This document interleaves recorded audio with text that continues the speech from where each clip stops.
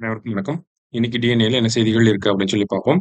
என்ன குடுத்திருக்காங்க அப்படின்னா, உலகின் முதல் ஏஐ அமைச்சர் நியமித்த அல்போனியா அரசு அப்படின்னு சொல்லி குடுத்திருக்காங்க. ஸோ அல்போனியா நாடு என்ன பண்ணியிருக்காங்க அப்படின்னு சொல்லி பார்த்தீங்கன்னா, மெய்நிகர் வடிவத்தில ஏஐயால் உருவாக்கப்பட்ட ஒரு அமைச்சர வந்து அவங்க அமைச்சரவையில வந்து இன்க்ளூட் பண்ணியிருக்காங்க. அதனுடைய பெயர் வந்து டியல்லா அப்படின்னு சொல்லி பேர் வச்சிருக்காங்க.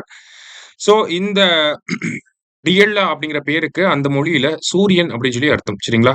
ஸோ இந்த அமைச்சர பொறுத்தவரைக்கும் பார்த்தீங்கன்னா, இந்த ஏஐ அமைச்சர பொறுத்தவரைக்கும் பார்த்தீங்கன்னா, அரசு ஒப்பந்த பணிகள் தொடர்பான எல்லா முடிவுகளையும் நிர்வகிக்கக்கூடிய, அட்மினிஸ்டர் பண்ணக்கூடிய இடத்துல வந்து இந்த ஒரு டிஎல்ஆ அப்படிங்கிற இந்த ஏஐ அமைச்சர வந்து அப்பாயிண்ட் பண்ணியிருக்காங்க. ஐ மீன் இண்டக்ட் பண்ணியிருக்காங்க.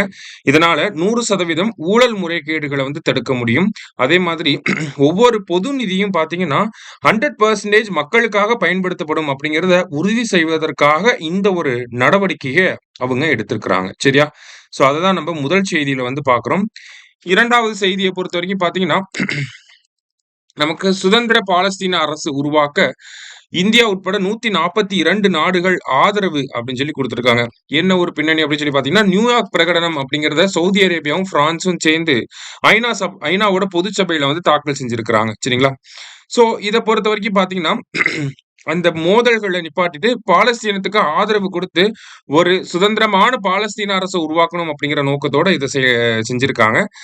இந்தியாவ பொறுத்தவரைக்கும் பார்த்தீங்கன்னா, இதற்கு ஆதரவு தெரிவிச்சிருக்காங்க. 1988ஆம் ஆண்டு பாலஸ்தீன அரசாங்கத்த வந்து பாலஸ்தீனம் அப்படிங்கிற நாட அங்கீகரிச்சதுல இந்தியாவுக்கு முக்கியமான ஒரு பங்கு இருக்கு. ஏன்னா, அரேபியன் கண்ட்ரீஸ் எல்லாருமே பாலஸ்தீனம் அப்படிங்கிற ஒரு பிளேஸ வந்து ரெகக்னைஸ் பண்ணியிருப்பாங்க. ஏன்னா, அது முஸ்லிம் கண்ட்ரியா இருக்கனால.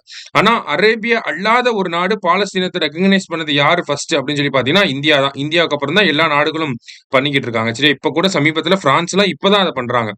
சோ இந்த மாதிரி இருக்கச்ச நமக்கு நியூயார்க் பிரகடனம் அப்படிங்கிறத கொண்டு வந்திருக்காங்க.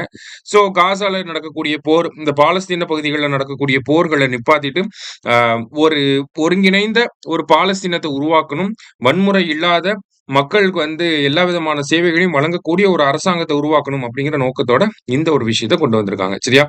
சோ இன்னைக்கு 2 முக்கியமான விஷயங்கள பார்த்திருக்கோம். நன்றி. சுரேஷ் IAS அகாடமி வெற்றியின் முகவரி.